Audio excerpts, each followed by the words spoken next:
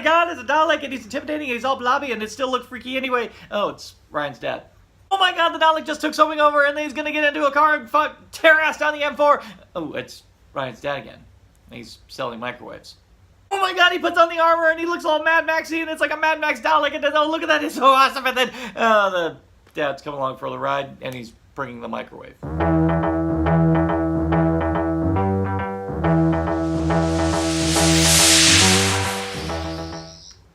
Resolution, the actual season finale, and I'm really glad I held back on calling Ranskor of Kolos the season finale because frankly this one feels a lot more like a season finale.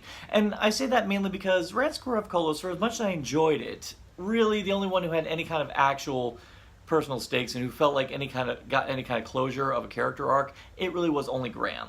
This time around, you get a lot of good stuff with Ryan, and you get a lot of good stuff with the Doctor.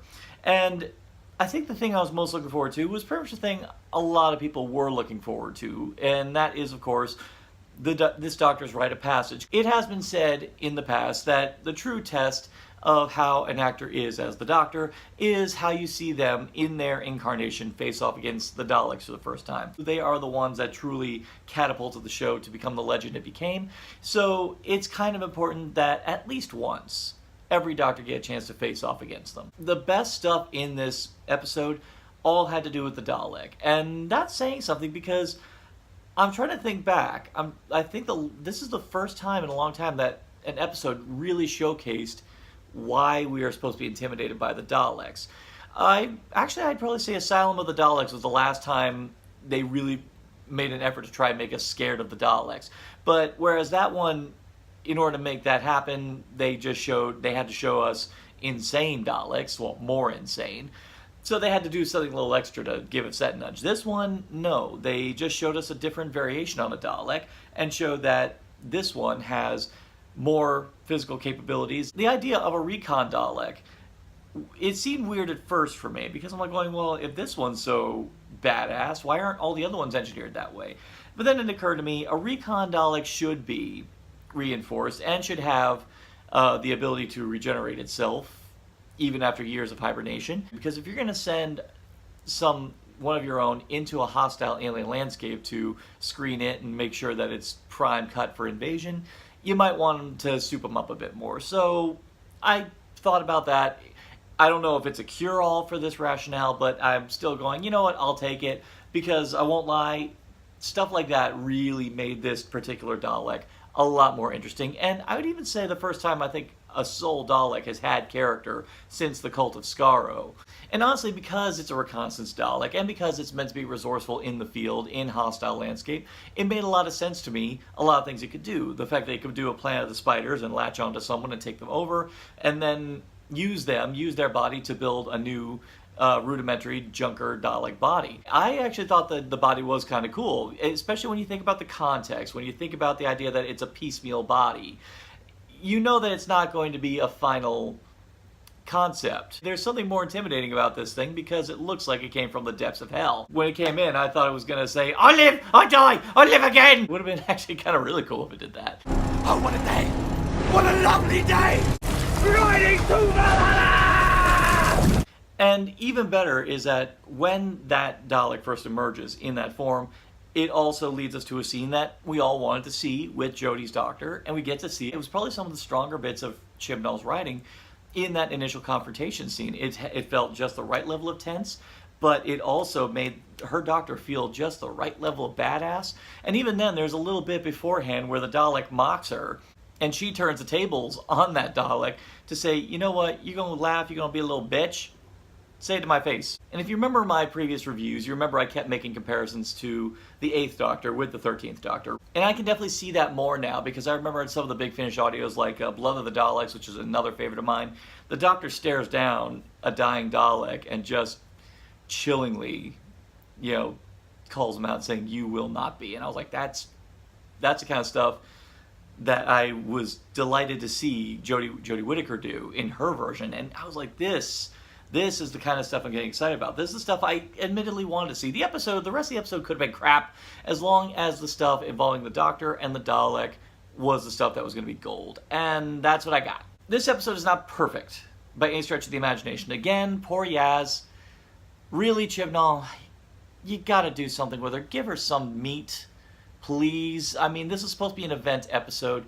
You couldn't have fit her in something, really. Promise me at least in 2020, now that we've resolved Graham, now that we've resolved Ryan, can we at least get some kind of resolution with Yaz? Or give her some meat to work on, like maybe her career as a cop or her relationship with her family. Can we focus on that a bit more in 2020, please? But that is not the main flaw of this episode. Unfortunately, writing-wise, Chibnall fell into the same trap here that he did with the Saranga conundrum, specifically pacing issues.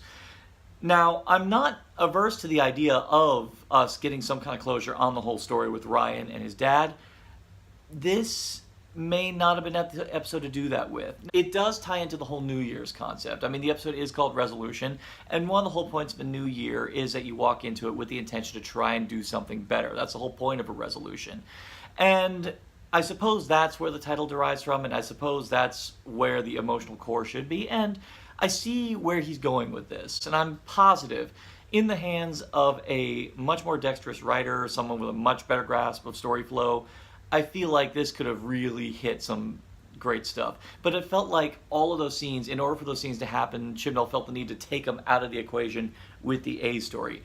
And we've seen episodes in the past where, in order for this particular story to evolve, they have to bring them in to all this other craziness. You got us to love Rory's dad, even though we got to meet him so late in the game, and we got to meet him, love him, just by bringing him into the fray and just seeing how he reacts to that. You could have done that throughout the span of this whole episode. As much as I did find the role of Mitch and Lynn to be very endearing characters, and I did actually care about her welfare, specifically because of the way they established them in the beginning. It's kind of a sweet establishment. At the same time, though, I actually felt it would have been more interesting if maybe, say, Ryan's dad was the archaeologist, and that this whole thing revolved around him with his dad, trying to save his dad, and wrestling with his feelings about whether or not he wants to. And that could have been the core of the story. It would have involved it back into the A story. But Chibnall, in order to get this whole character arc fixed up, they have to keep adjourning to the side. And it severely kills the pacing when really the thing we want to see is the Doctor face off with a Dalek. And there was a way you could have had your cake and eat it too. And that's really the thing that drags down the story for me. There were some weird side quirks in this episode that just felt like they were put there for the sake of being put there. Throughout the season, I was saying, particularly on the Earthbound episodes like Arachnids in the UK, I was saying things like, why aren't you calling Unit? And now we have the answer for that, but the answer was extremely flimsy, and you'd think the Doctor would have been present to try and maybe come to the defense of Unit. It just would have been weird. And even then, why is the Doctor leaving, especially finding out that this organization is financially bankrupt? I'm like, what? That's the stupidest thing I've ever heard. So that just didn't fit. I mean, yeah, it's an excuse for why the Doctor's not calling Unit, but in the end that really comes for nothing because we get a whole scene where the military is confronting the Daleks. So what was the point? And then there's a little joke on the side about the Wi-Fi getting cut out. You see a whole family who has absolutely nothing to do with the proceedings. They're only there specifically for a joke about everyone being obsessed with their phones and their tablets, and they have to actually sit and talk with each other. Really, we're taking the time aside to just make a joke. And again, Chibnall, work on your pacing, buddy. I get that you want to keep putting the humor into it, and I get that, but you're just doing it the wrong way. So is Resolution a failure as a finale? Honestly, no.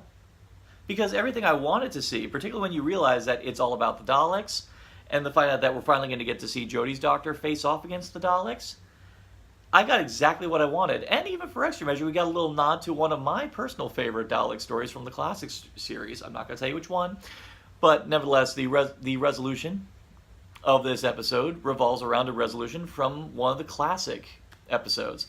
And I enjoyed that immensely. And it really tests your Who knowledge to really embrace that.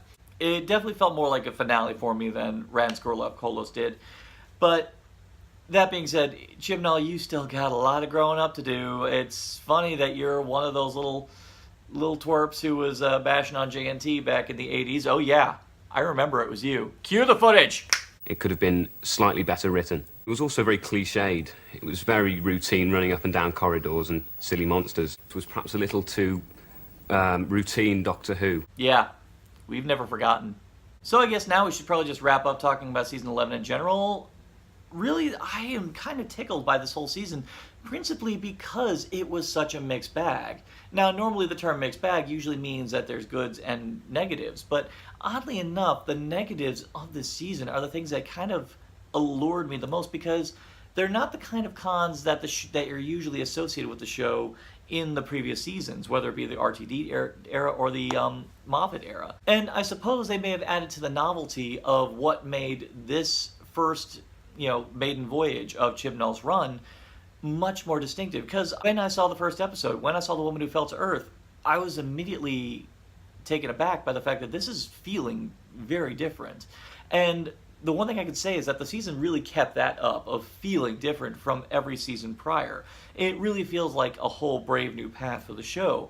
I just feel like Chibnall really needs to start using his other writers as a bit of a crutch, because unfortunately, the one fear I did have for the season is the fact that Chibnall is still not the best writer for Doctor Who, and he never really has been. While I will say he has brought the show to new heights, some exciting new heights when it comes to the production value, when it comes to the casting, when it comes to the themes that he wants to tackle with the show, I just feel like he needs a better grasp of pacing and of story flow. And I really feel he needs to do better balancing his stories when it comes to his characters. So given the fact that I had low expectations with Chibnall, and now that we are where we are now, where it's not the disaster that I was fearing that it would be, I'm in the place where I would want to be, particularly when you find out we're about to face a gap year, where I'm immensely sad that we're not going to get Doctor Who for another year. And that's always a place I'd rather be. I'd rather be sad that we're not going to see the Doctor again for a long period of time. But then again, I could take this time to focus a bit more on my Doctor Who coverage, because let's face it, for me, that's the mother fandom. This is nice, Marvel's nice, but in the end, it's all about this. So I had a bit of an idea.